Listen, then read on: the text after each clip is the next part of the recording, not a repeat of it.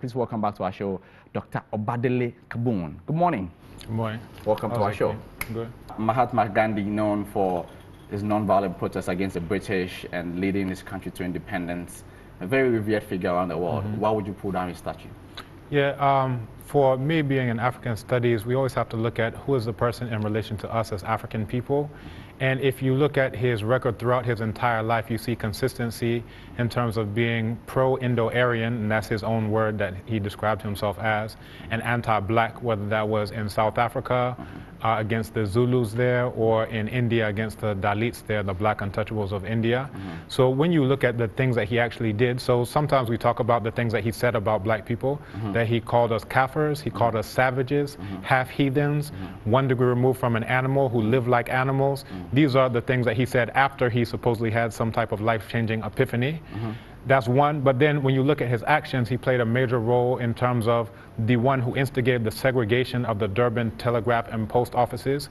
He was one who instigated the segregation of the lavatories and prison cells, even when he was imprisoned for agitating for the rights of his Indo-Aryan brethren, that he was still saying, you know, don't class us with these kafirs.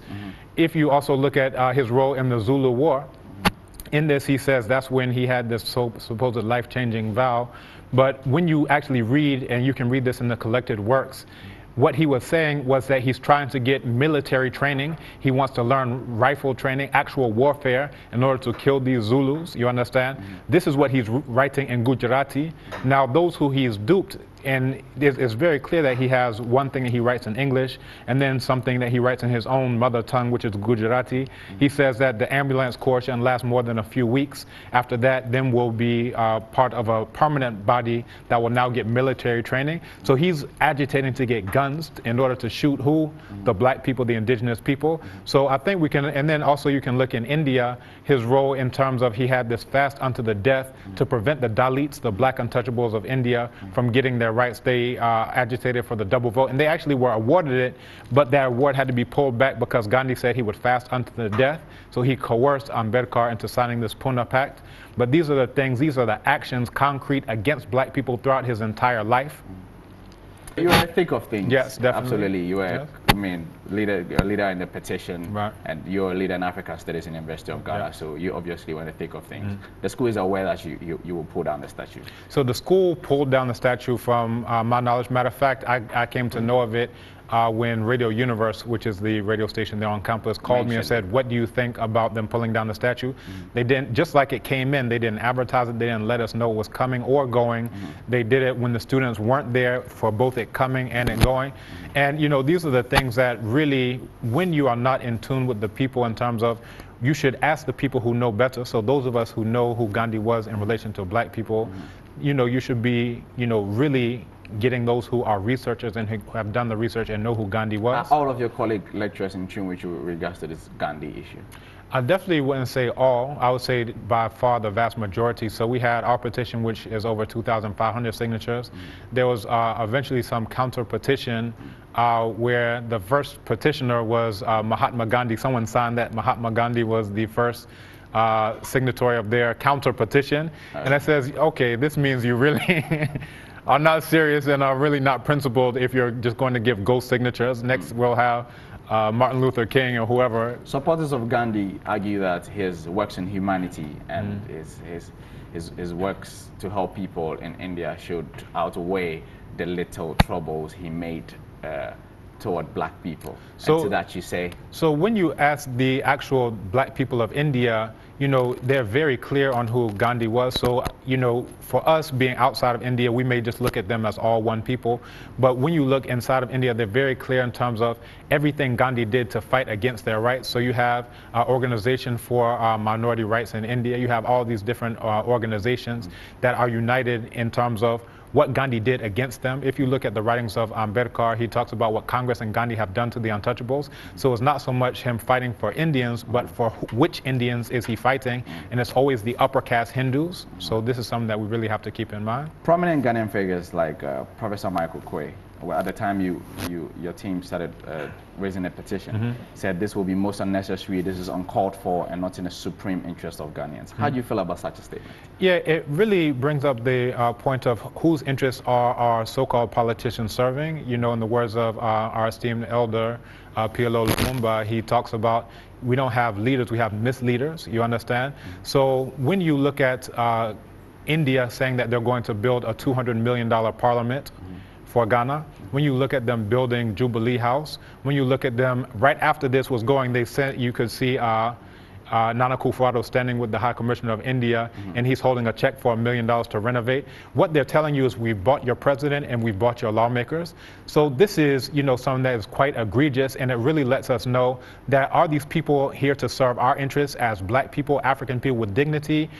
And are they going to stand up like they have a backbone, or are they going to serve the interests of those who are putting money in their pocket? We see the Mahindras going around, but what is this doing to serve our black people?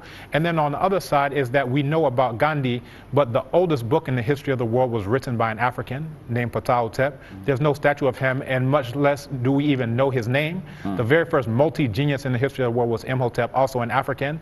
If you go to the campus right now, you will find on one hand those who've even heard his name, much less do we have a statue. I can go down the list of some of the most important human beings, the oldest mathematical instrument here in Africa, the oldest mining here in Africa. I could go through all of these accomplishments and the ones who made those accomplishments, but we're vastly ignorant of that as a populace because unfortunately we have too much schooling and too little education.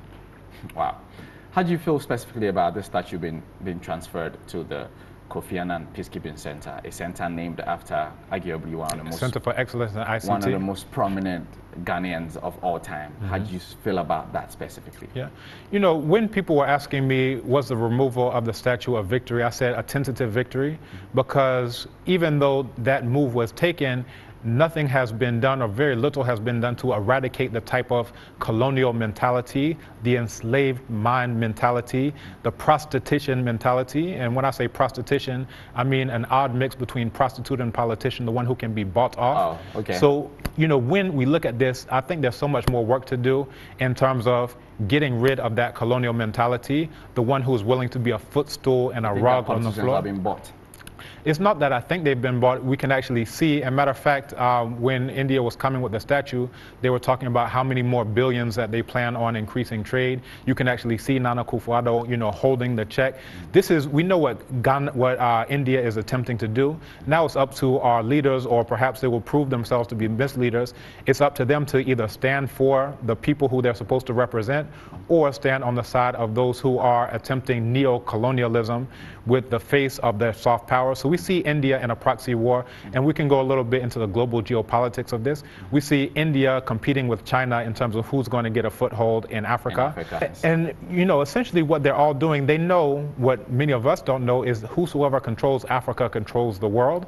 And unfortunately, it's not African people who are controlling Africa. It's these people, whoever is the highest bidder.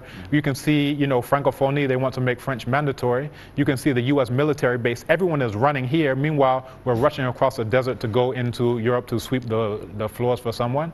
So they're all clear. So for us, we're looking at it from the position of weakness.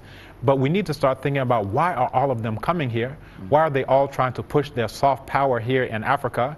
It's because we have what they need. So I think it behooves us to, one, stand for dignity, stand for self-respect, and not stand for whoever is bringing the biggest paycheck. Absolutely. Finally, the High Commissioner, the Indian High Commissioner to Ghana, made a statement at the erection of the statue a couple of days ago. It says, Gandhi's magnificent example of personal sacrifice and dedication in the face of oppression was one of his many legacies to the world. I hope this will bring the end to this misguided campaign against Mahatma Gandhi, he pointed out. He is essentially telling you and your people that your campaign is misguided. You know, he's expressing the exact same arrogance of Gandhi himself. So you can actually see this is how upper caste Hindus treat black people throughout the times. So when you look at what he's saying, you know, Gandhi was saying the similar things. He was saying, look at these Kafirs, they're as a rule uncivilized. So rather than, you know, addressing us on a respectful term, he's saying the only way that we can have relations is on this type of relationship.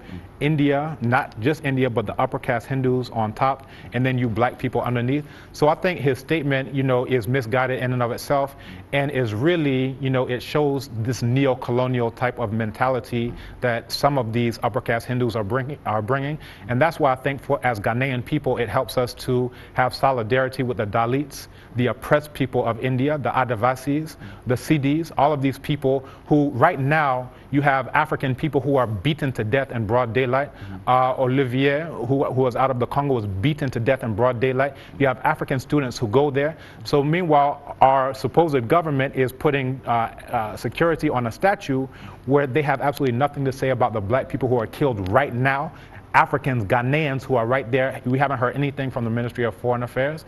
So again, I would expect for him to say this because he's in that same Gandhian tradition of looking down upon and trampling on the rights of the indigenous black people, just like they do there in India to the Indians who are black as well. Okay, lastly, if you have the chance to take down the statue that was erected again, would you do that? I think it definitely needs to be taken down. I think it needs to be sent back to India or melted down to make a statue of one of our leaders. Because, these are the things, when I was alluding to earlier, we don't even know who some of our great African leaders are. So what this tells us is that the lowest of the low who calls you an animal is higher than the highest of your heights. And what we're being taught at the university is that none of them are up to this man who said that you are a savage, half heathen, 1 degree removed from an animal who lives like an animal. This is his own words, and throughout his life, both in South Africa and then later in India, he was fighting tooth and nail against the hopes and dreams and aspirations of black people. This is not someone who we can look to as our hero. If India thinks, not only India, if the upper caste Hindus see him as the hero, they should.